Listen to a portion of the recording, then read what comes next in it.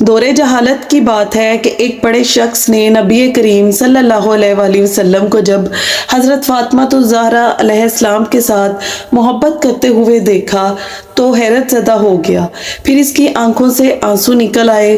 سوچنے لگا کہ کس طرح بے دردی سے میں نے اپنے پیارے جگر کو صرف دورے جہالت کے رسم و رواج کی بنا پر زندہ درگور کر دیا تھا۔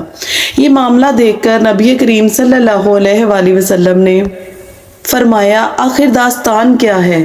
انہوں نے بیان کرنا شروع کیا کہ میری بیوی حاملہ تھی۔ ان دنوں میں ایک سفر پر گیا ہوا تھا۔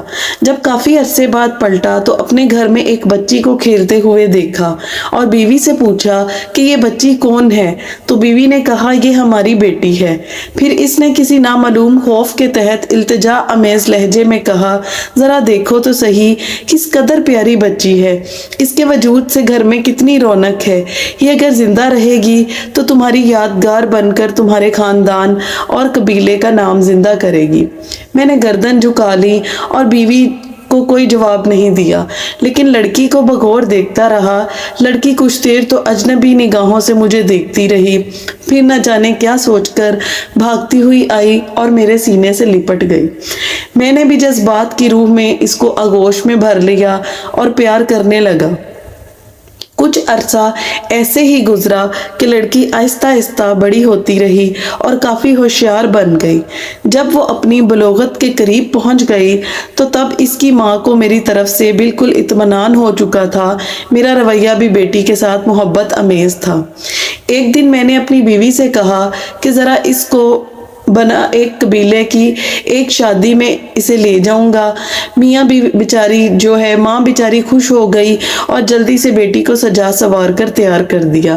میں نے لڑکی کا ہاتھ پکڑا اور گھر سے روانہ ہو گیا۔ ایک غیر آباد بیاباں پر پہنچ کر پہلے سے تیار شدہ ایک گھڑے کے قریب میں کھڑا ہو گیا۔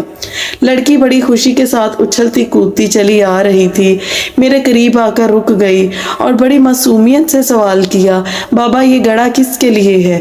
میں نے سپاٹ لہجے میں اس سے کہا، اپنے خاندانی رسم و رواج کے مطابق میں تم کو اس میں دفن کرنا چاہتا ہوں، تاکہ تمہاری پیدائش سے ہمارے خاندان اور قبیلے کو جو ذلت اور رسوائی ہوئی ہے اس سے نجات مل جائے۔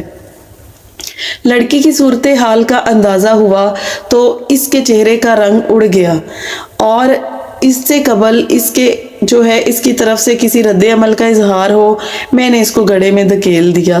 لڑکی روتی رہی اور گڑ گڑاتی رہی، لیکن مجھ پر اس کی فریاد کا کوئی اثر نہیں ہوا۔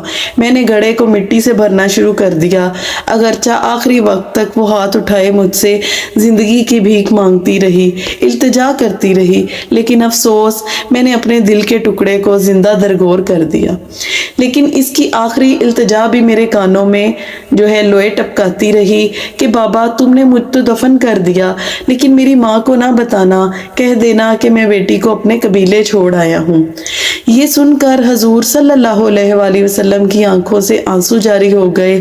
اس وقت نبی کریم صلی اللہ علیہ وسلم کی آغوش میں جناب فاطمہ الزہرا علیہ السلام بیٹھی ہوئی تھیں۔ ان کی آنکھیں بھی نم ہو گئیں۔ حضور اکرم صلی اللہ علیہ وسلم نے اپنی بیٹی کو سینے سے لگا لیا اور آپ صلی اللہ علیہ وسلم کے ہونٹوں پر یہ جملے جاری ہو گئے کہ بیٹی تو رحمت ہے، اور پھر آسمان کی طرف دیکھتے ہوئے فرمایا، میں فاطمہ کو دیکھ کر اپنے مشام جان کو بہشت کی خوشبو سے مطر کرتا ہوں۔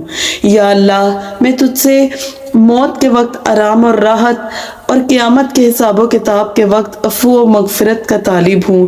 بیٹیاں اللہ پاک کی رحمت ہوتی ہیں، ان کی قدر کیجیے، اور آپ لوگوں کے گھروں میں کچھ دن کی مہمان ہوتی ہیں، انہوں نے آپ کا گھر چھوڑ کر چلے جانا ہوتا ہے، لہٰذا ان سے محبت کیجیے، ان سے پیار کیجیے، کیونکہ نبی کریم صلی اللہ علیہ وسلم اپنی بیٹی فاطمہ الزہرا سے بہت محبت کیا کرتے تھے۔